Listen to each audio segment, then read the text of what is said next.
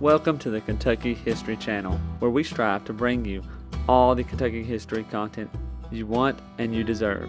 Kentucky is a part of all of us, and we plan on covering all the history we can, from Pike County to Fulton County, from Louisville to Harlan. Here on our YouTube channel, you can find many videos dedicated to different events, people, governors, and places in Kentucky. There's something for everybody.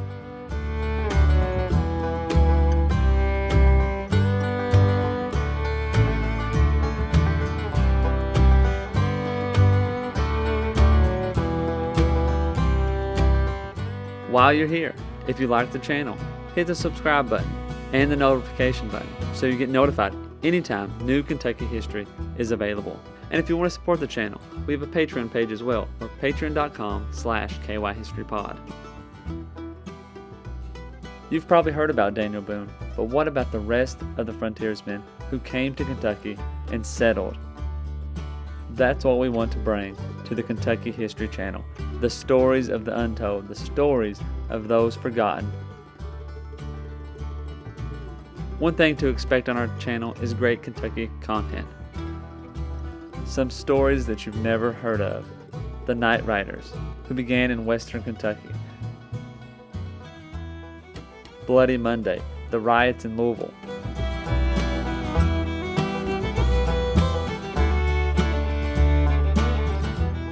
The assassination of Governor Goebel, the only governor ever assassinated in the United States.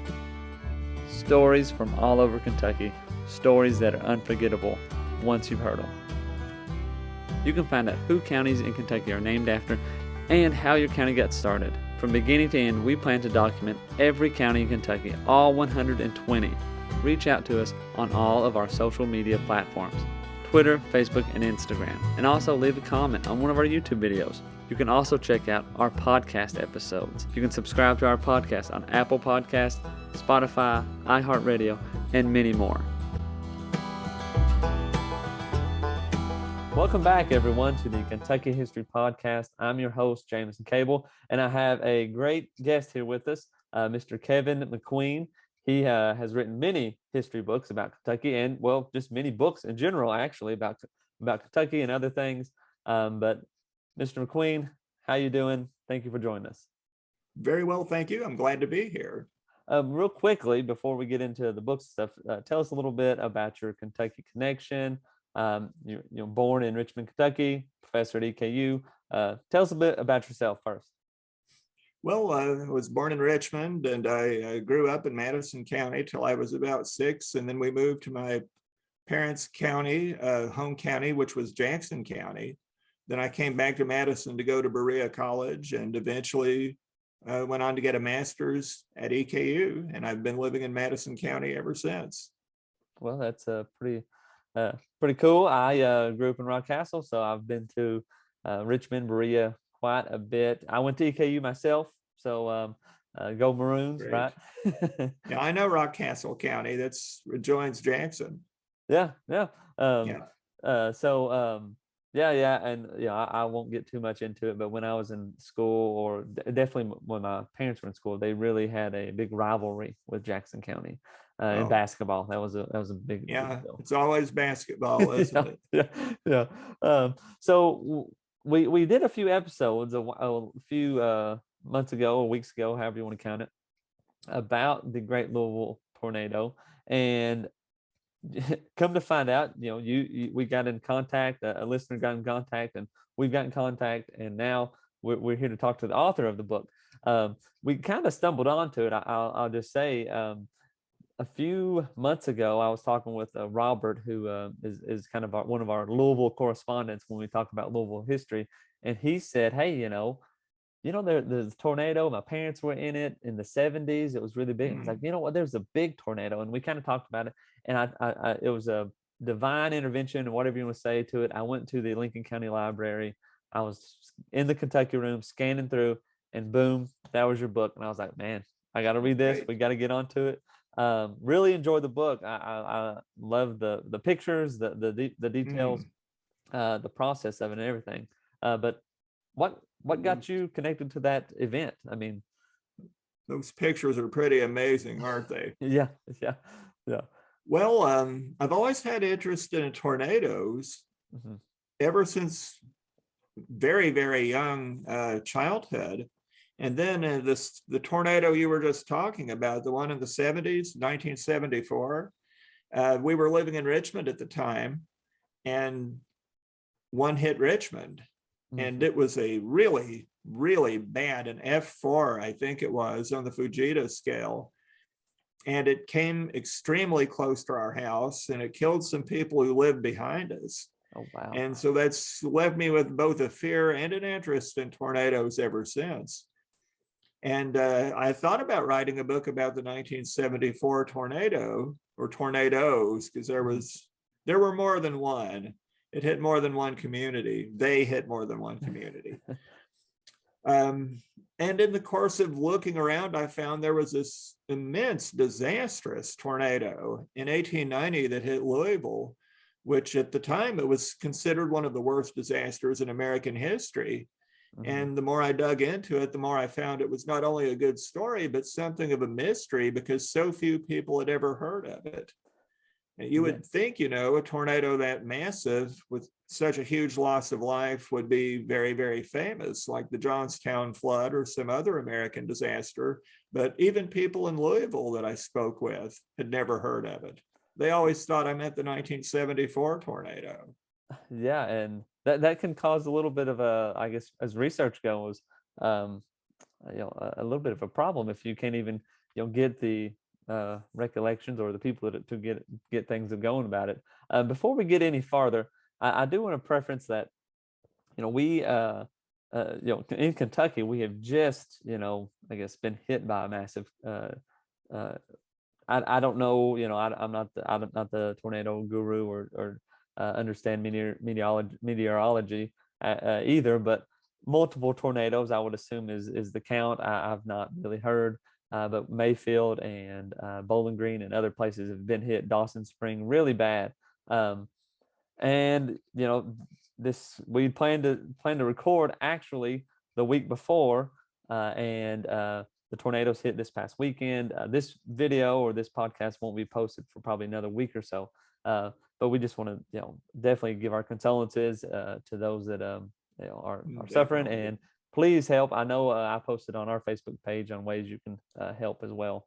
Um, but a very disastrous time, and you think about like the modern technology and things that we have now, could this have been prevented? But I mean, honestly, there's not really much you can do uh, with a tornado except get out of the way. I mean, Yeah, that's very true. There was a huge death toll mhm, for this tornado, and I was very surprised at how many people that it killed. yeah, Because you think today, well, we've all got cell phones, they've all got alarms, the alarms go off, yeah, every community's got a siren that goes off, everyone's got TV, everyone's got the internet, and still this happened. yeah, yeah. It's very, I guess you could say humbling to think, as much technology as we may get or come up with, Mother Nature Yeah. is well, Mother Nature. Um, One of the surprising things I found out while writing the Great Louisville Tornado book is that they were actually pretty good at predicting tornadoes even then. mhm, mhm, They had the US Signal Service, which was the forerunner of the Weather Service, the Weather Bureau. And they had got it down to a fairly good science, predicting roughly when, roughly where that they would hit. The problem then, of course, was they didn't have instant warning systems. They did have telegraphs. And I found that the Signal Service had actually sent the Louisville Bureau a telegraph warning them the conditions were right for a very bad storm. But then before the tornado actually touched down, there was a windstorm and it mm, destroyed all the telegraph lines. yeah. So they had the warning, but they couldn't get the warning through. Yeah, that is one of those things. When something goes out, it's hard to think about. I know I saw Governor Beshear's press conference a few days ago, and he was talking about, the cell towers were out. So you have people have cell phones that and all Oh, this destruction, and the cell yeah. towers are now out, and there's no way to communicate in some areas. But yeah, that was an interesting thing too.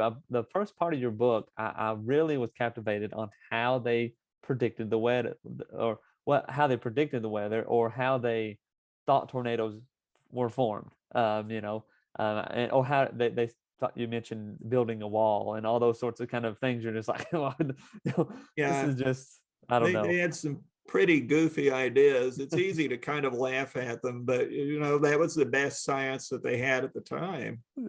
One scientist that I found thought that tornadoes don't really destroy things with wind, they somehow liquefy metal. And that's what the problem is.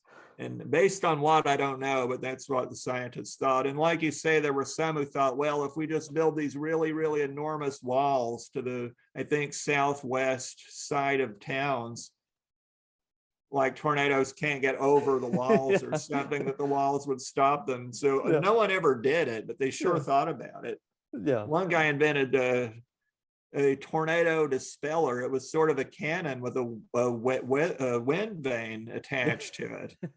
And if the winds became a certain speed, it would set off a cannon that would blow a cannonball right at the tornado. And he thought that would break it up. That, I yeah. always wonder if anyone ever really tried that, but there's a diagram in the book if you want to build one and try it. Well, yeah, that it is a little mind blowing, but they were making with the best of what they had. But it is a little comical to think of. I'm going to shoot a cannon, but sometimes that's the way people go. Let's just shoot at You it have till to we make fix it. mistakes to learn, I guess. Yeah. The same inventor said he thought he could simply, if he had a gun, he could shoot a tornado away. Yeah. Wow. Oh, and two, I think one of the things was that, like, big cities, like tornadoes would not be able to hurt big cities because of the big buildings. A lot of people believed that then, and they still believe it now. They think that cities generate heat that deflects tornadoes. Oh, Within large cities, just 2 or 3 years ago, or a little more, Joplin, Missouri, a huge city, yeah.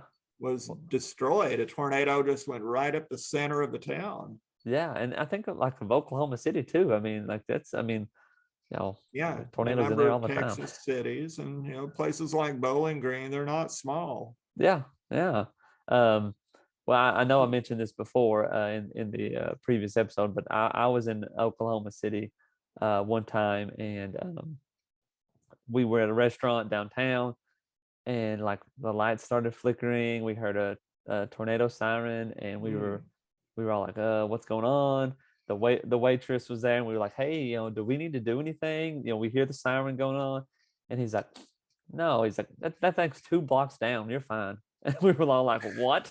The thing's 2 blocks away. I But guess they're used to it.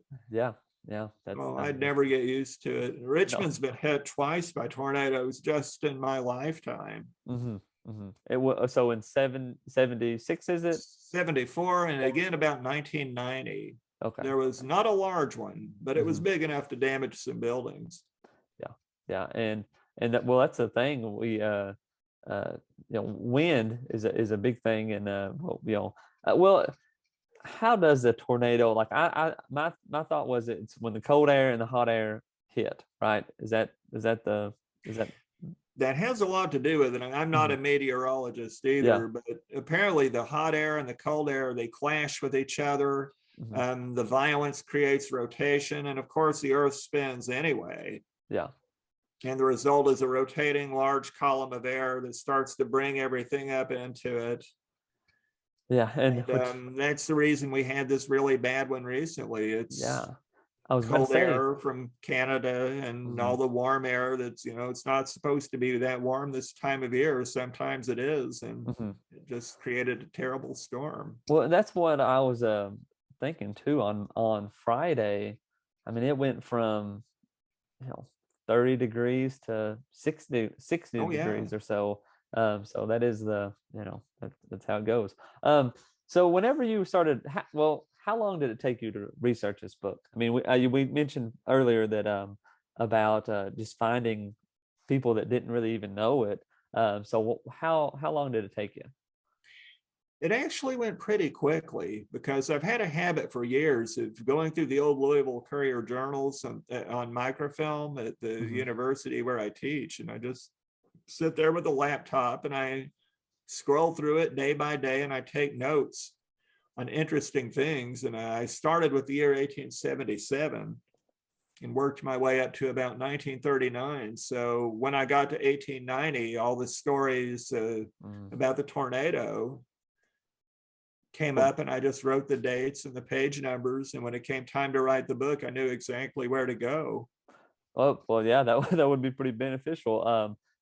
So you all at EKU, there's a pretty good archives of the Courier Journal.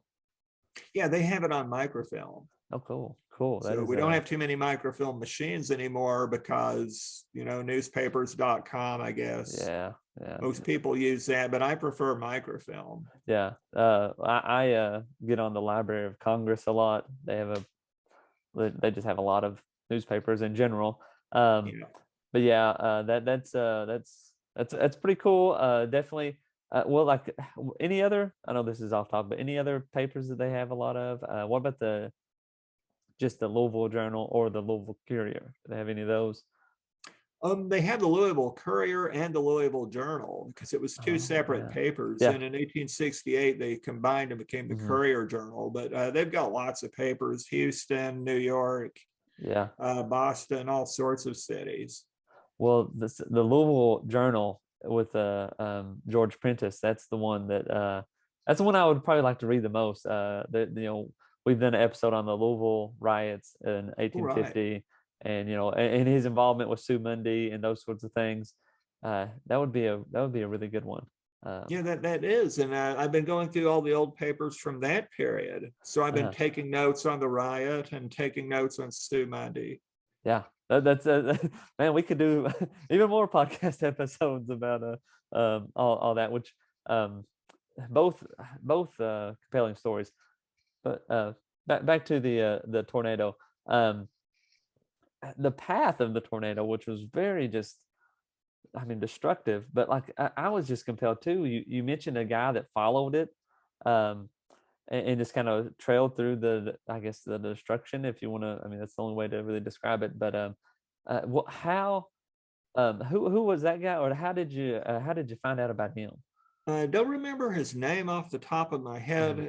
The Courier Journal interviewed him when he was in his 80s or 90s. Yeah, And he talked about how when he was a kid, he simply followed the trail of destruction through the city and noticed that it got worse with each passing street.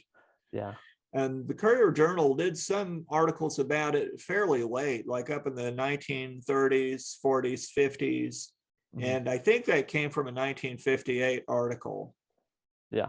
So Well. I have it listed in the back of the book, but I think that's where it came from. They were speaking with a lot of old folks, some elderly people who Mhm. remembered the tornado. Well, that was so interesting. You could get the contemporary 1890 view from the 1890 papers, but then you also had the accounts of old folks who remembered it. Yeah, yeah. That's a key source, man. Getting people that were there, a firsthand source, um, or firsthand account.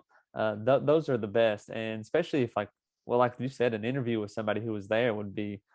I mean, that would be great. That'd be instrumental. I've done a few episodes, about battles and so forth. And you get a journal, somebody with a good journal that just tells so much. Oh, Uh, it's there's nothing better. It's the next best thing to actually speaking to somebody who mhm. witnessed it, which of course enough time has passed now that we can't, but that's the next best thing. Yeah. And some of the stories, I mean, like that happened in there. What was the big? I can't think of what the name of it was. The big building that got hit that had like 3 floors. One of the Oh, Falls City Hall. yes, Fall City's halls. That one. Some of the stories come out of that. I mean, some of the stories for the whole thing Oh, are quite amazing. Um, hair raising. Yeah, yeah. When you were writing that, I mean, you said that you experienced a tornado there in '74. Um, I mean, how like I guess, well, you even said hair raising. Uh, I guess connecting, reflecting. How was those similar to? I mean, while writing it, how'd that go as you were writing it? Oh, well, it definitely brought back some memories. So I don't know, maybe someday I will write about the 74 tornado, or I'd like to at least write down my memories of it. Hmm. Hmm. So I may do that even if nothing else. Yeah. What was the most, I guess, the one that sticks out the most to you out of all those stories that I guess was the most, I guess, maybe frightening or most amazing, I guess. Oh, it was just full of amazing stories and accounts of, tornadoes do this extremely bizarre damage because of the wind speeds. Yeah. There was one story in it about a guy who he knew the building was about to collapse. So he did something which actually is not a bad idea. He went and stood inside a door frame because Hmm. door frames are often extremely well supported. And he was on, I think, the second or third floor, and the floor gave way. So he and the door frame just went crashing all the way down to the basement. Wow. Yeah. And another person landed under, he fell to the basement, and then a table landed on top of him. But the Whoa. table supported the debris and it gave him an air pocket. So he was able to breathe until he could escape. Wow. Yeah. Miraculous things like that. Those are definitely pretty amazing. And two, I think there was a time one side of the street, all the trees were just ripped up and destroyed, but the other side of the street was just left, like untouched almost. Um, just the crazy things. Tornadoes are just wow. Just yeah, and the pictures really show a lot of that strange damage. Hmm. Hmm. And where did you get most of your pictures from? Is that the Courier Journal as well, or? Well, those all came from the University of Louisville. Mhm. They have quite a few pictures of tornado damage, so I got permission to use them. Well, that's I think I paid a small fee. I don't even remember what it was now, but it yeah. wasn't much. If it was a lot, I'd remember it. Yeah, most universities, if you want to use something, because I've been in contact with like the EKU archives, and they're like it's just a small little fee if you use whatever it may be. Um, the uh, the tornado though, I was very captivated that at the whole time frame of the tornado being there was very short. Um, Not long. yeah, I and think it was 5 minutes or something, yeah, and which that means it is was moving fast. well, yeah, that just shows you how much the wind speed was if it was going that fast. But 5 minutes, that is that's unbelievable, really. Well, it was really powerful. I found from the Courier Journal, some illustrations came from the old Courier Journal, Mhm. but one showed a map of the city. And you Yeah. can actually see how it went through at an angle and went through, I think, 3 or 4 city blocks wide. And you can see where it crossed the river and it went into Indiana and Mhm. it hit New Albany and Jeffersonville. And then it actually turned around and came back to Kentucky. Mhm. So, in order to be strong enough to cut through the city, cross the river, get into 2 other cities and damage those, turn around and come back. And then it That damaged Louisville's waterworks. yeah. And finally, over Carroll County, it just sort of died out, Mhm. What dissipated. yeah, how much damage was done in the other two towns? Was it just as bad or um Well, it actually did lots of property damage in Indiana, but didn't kill anybody. oh wow. Well, So I don't know. Either they saw it coming and they were able to take shelter, or by the time it got there, it was strong enough to do property damage, but weak enough not to do extremely severe mhm. damage. Mhm. Um the the other interest, I mean, I could probably point out numerous, I guess, interesting things that as you read the book, you keep on there's just so many stories, and once the tornado gets there, and the books, I think it was at about 230 pages, maybe something like that. This is actually a fairly short one. It's just a bit over 100 pages. Okay, okay. Yeah, most of mine are longer than that, but I also found a lot of interesting tornado accounts from before 1890 in Kentucky. Uh-huh. So I found some from 1870 or so. Actually, winter tornadoes are rare, but one of the worst Kentucky ever got was in January 1870 near Mammoth Cave. Yeah. Um how big of was that? How big of a tornado was that one? I don't remember how many people it killed, not nearly as many as our new one or Hmm. latest one did, Hmm.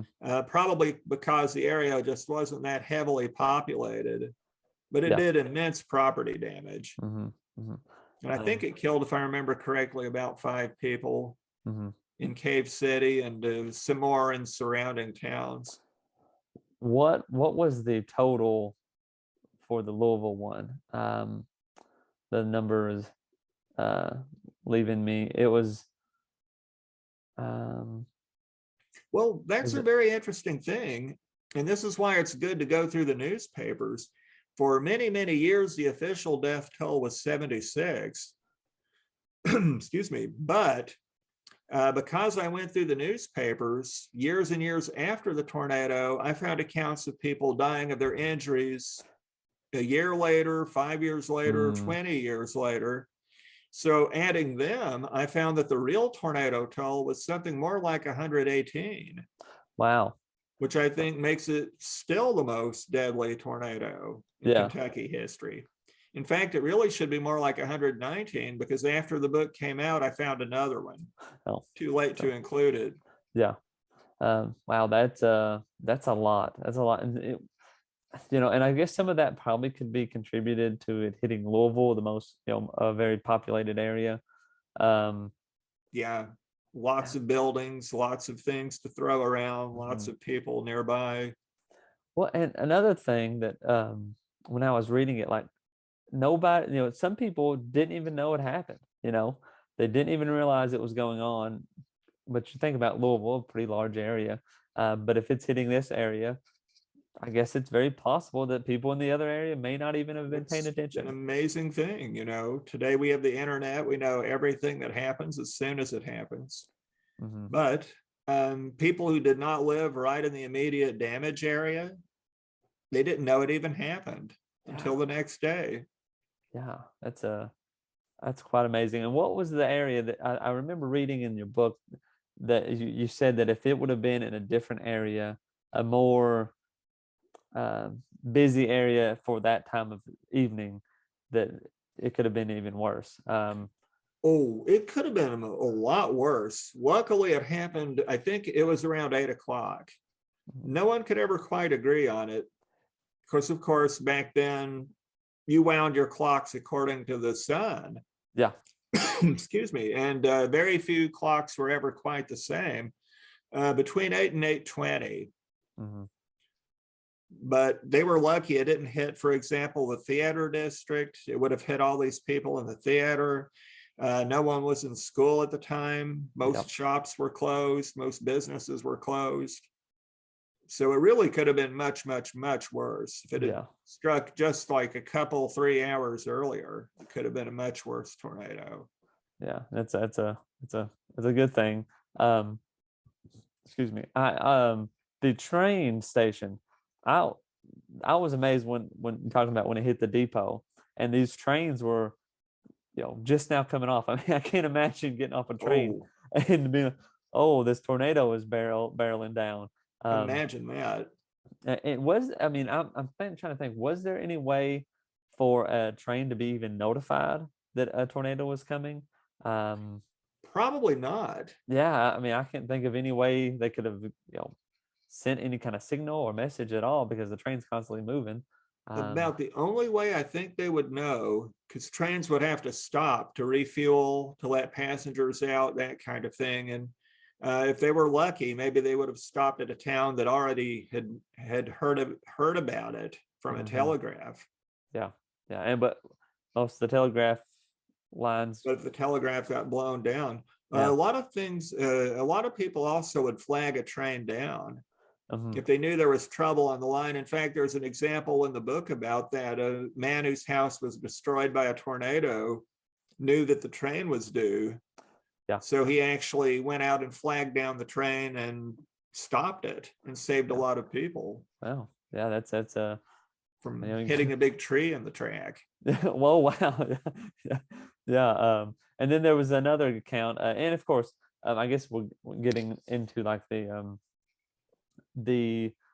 I guess reaction. I thought whenever reading the book of just how much bravery, sentiment, that the human effort that is just given and shown. You had the guy on the boat that was able to help the other crews, and I think he was the only person who was able to who got his boat running, or his steamer, I guess, if you want to say it that way.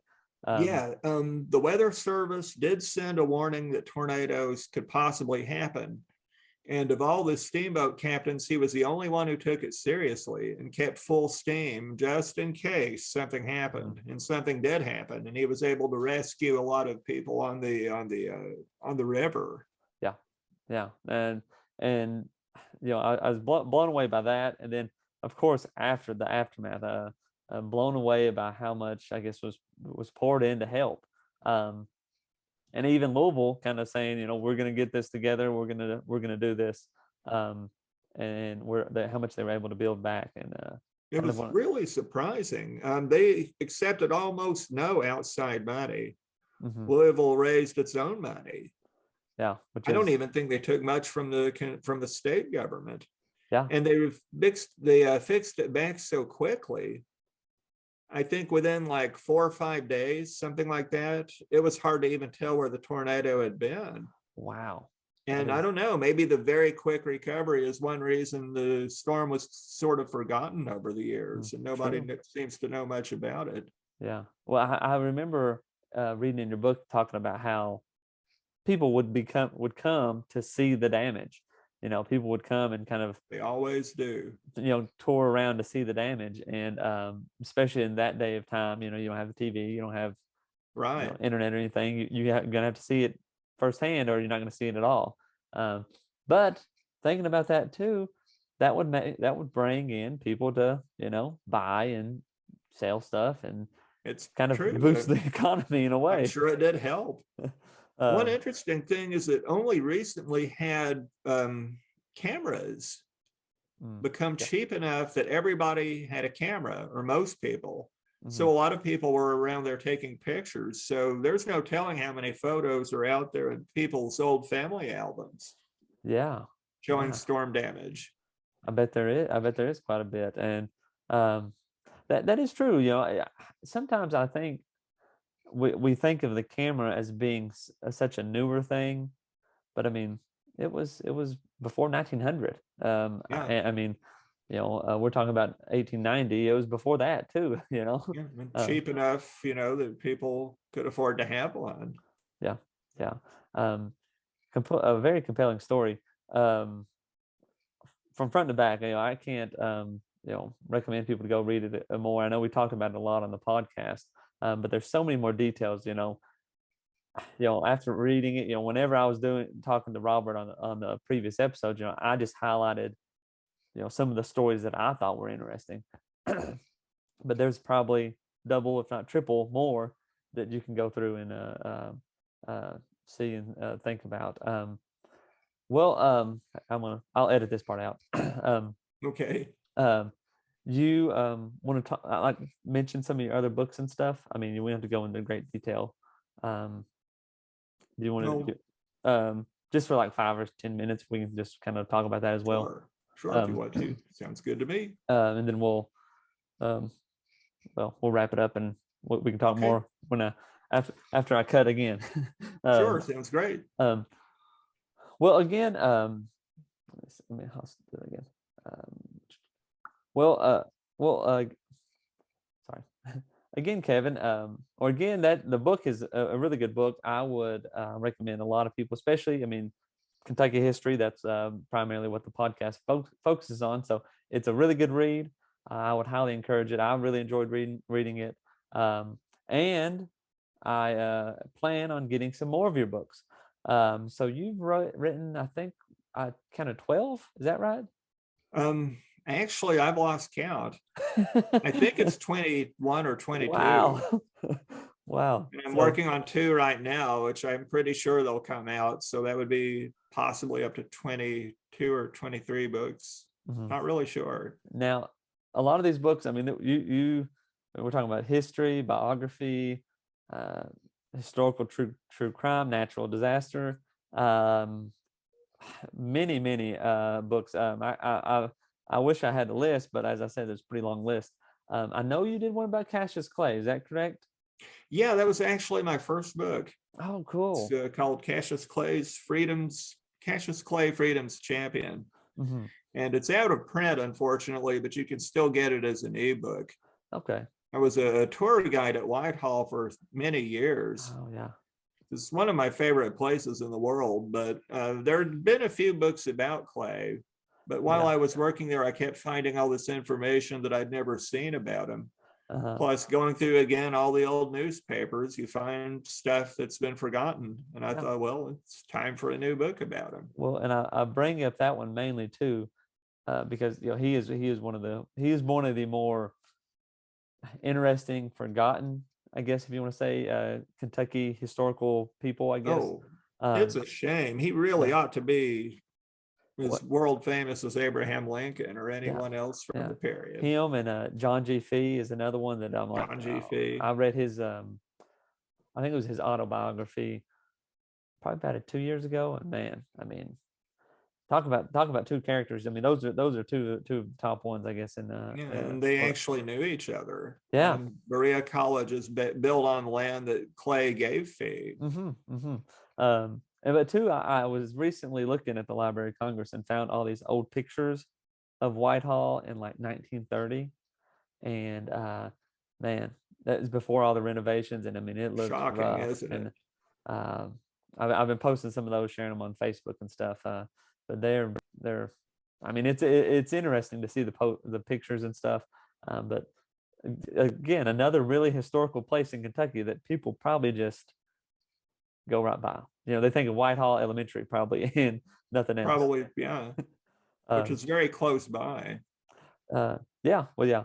What about is it Kentucky Book of the Dead? Oh, Kentucky Book of the Dead. That's a fun one. That's probably the one I've written that has sold the most copies. I think it's in the third printing or maybe even Wow, the fourth one. wow, yeah. And it's mostly true ghost stories and Mhm. epitaphs, embalming techniques from the old days, and Pa- Paranormal, strange all that. Oh, yeah, yeah. deaths, paranormal fun stuff. It's funny though, when you read those things, you can actually learn a little bit about legitimate history, Hmm. even from those kinds of stories. And for speaking of Cassius Clay, the first part of the book is Whitehall ghost stories. Yeah, yeah. Well, that is true. Supposedly, it is haunted, right? So is there more than just Cassius Clay though as part of the ghost stories, or is there more than just him? Well, they've seen a boy about Uh-huh. 14 or so, and they've Yeah. seen a woman who's veiled. They're not sure who she is. Hmm. And some people claim they've seen Clay also. Yeah, yeah. Uh, interesting stuff. That's stuff. It is it's very interesting how well, like you said, history. I mean, it's got a lot to do with you can learn a lot from history, the time period, all those sorts of things. Um, what so what's the well I don't what's the new books coming out, or do you want to get into those yet, or Well, uh, I'm working on one that's a Civil War book. oh, cool, yeah. I've got a lot of books with Civil War stories in them, but none of them are specifically about the Civil War. Mm-hmm, mm-hmm. So that one I'm hoping to have finished by the summer, and I'm going to submit it. And I hope it will be out next year. Yeah, yeah. And then What I'm working on a true crime that I hope will be out later this year. I'm finishing it up as quickly as I can, mhm. and I'm calling it the Lexington Louisville Murder Book.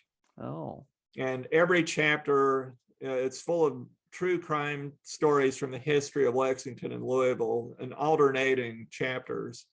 oh, yeah, So I wow. figure, there's this big rivalry between the two cities. So let's Yeah. see how their murder stories compare.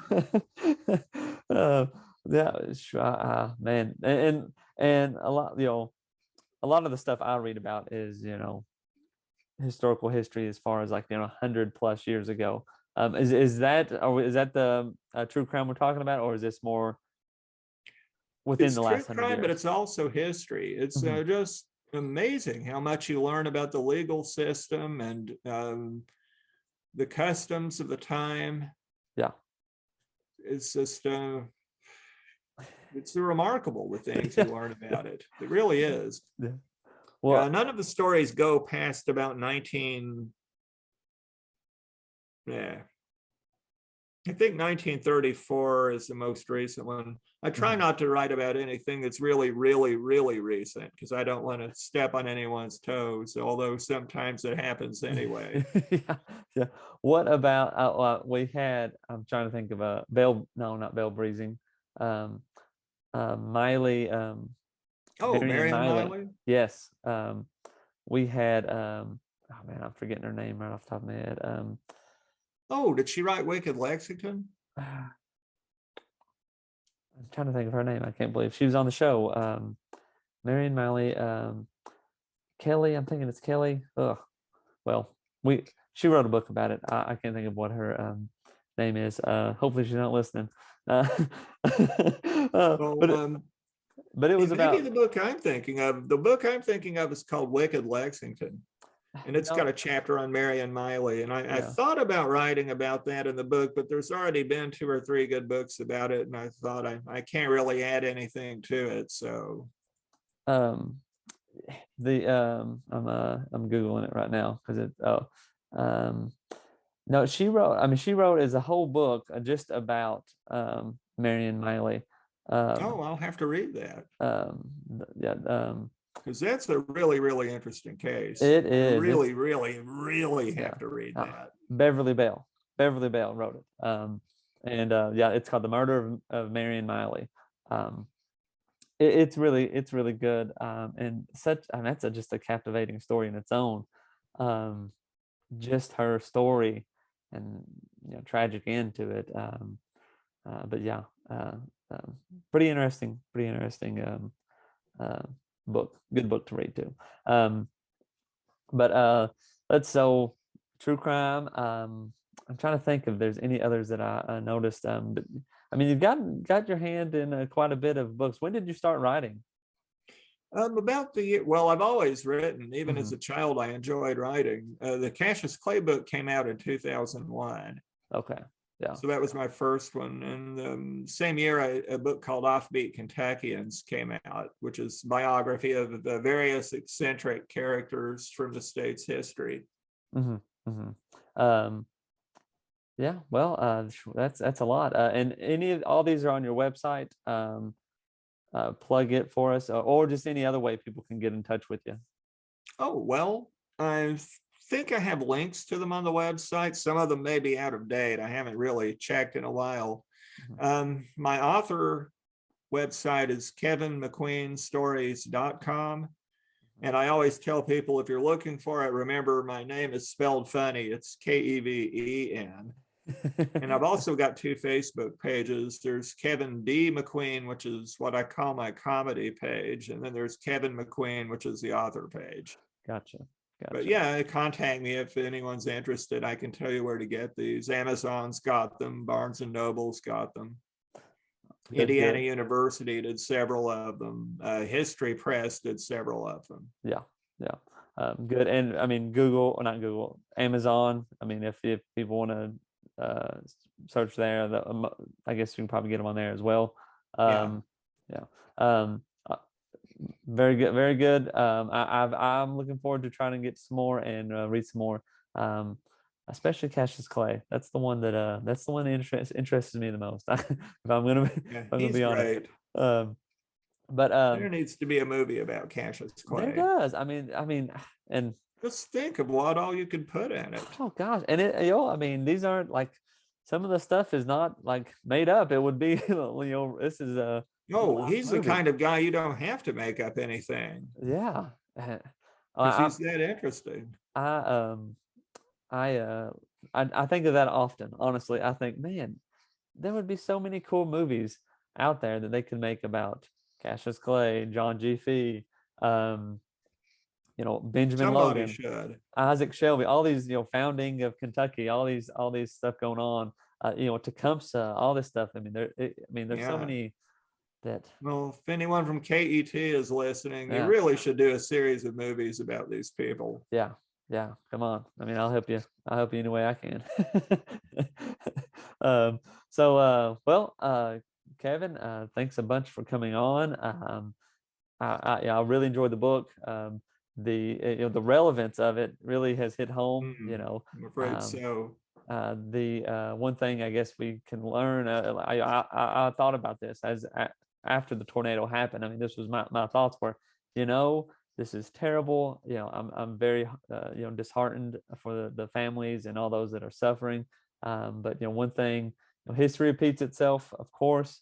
But one other guarantee we can get is the people of Kentucky will rally up and take care of business, Yes. help those out. And always have, and we always will. Yeah, and that was the one thought I had after the end of your book when you talked about how Louisville just rallied up and got things together, got things going. And I see that happening now. I saw something recently that said they're overwhelmed with material stuff, as far as say diapers or food and stuff. Now it's just a financial donation would be better than anything because they're just overwhelmed with goods, I guess. Well, that's about all I guess I can say about it as far as that goes. But thanks for coming on again. Okay. If and when those other books come out, you want to come on and talk about them, the invitation is out there. I've really enjoyed it. And I'll plug away, find some more of your books as well, and maybe come back on and talk about those as well. I would definitely love to. Yes. So anything else before we sign off here? I can't really think of anything. Thanks for having me on. All right. Well, thank you everybody for listening, and we'll see you next time. Welcome to the Kentucky History Channel, where we strive to bring you all the Kentucky history content you want and you deserve. Kentucky is a part of all of us, and we plan on covering all the history we can, from Pike County to Fulton County, from Louisville to Harlan. Here on our YouTube channel, you can find many videos dedicated to different events, people, governors, and places in Kentucky. There's something for everybody.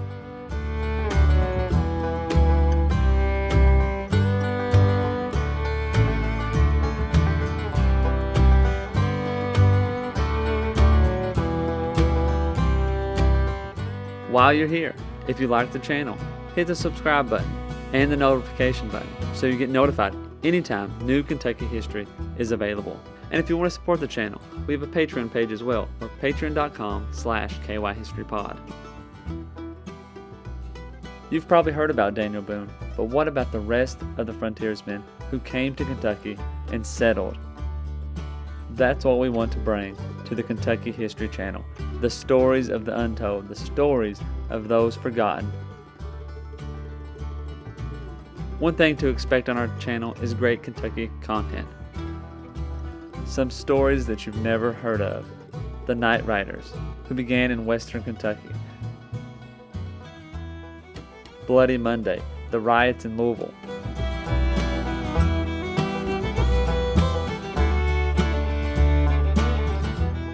The assassination of Governor Goebel, the only governor ever assassinated in the United States. Stories from all over Kentucky, stories that are unforgettable once you've heard them. You can find out who counties in Kentucky are named after and how your county got started. From beginning to end, we plan to document every county in Kentucky, all 120. Reach out to us on all of our social media platforms, Twitter, Facebook, and Instagram. And also leave a comment on one of our YouTube videos. You can also check out our podcast episodes. You can subscribe to our podcast on Apple Podcasts, Spotify, iHeartRadio, and many more.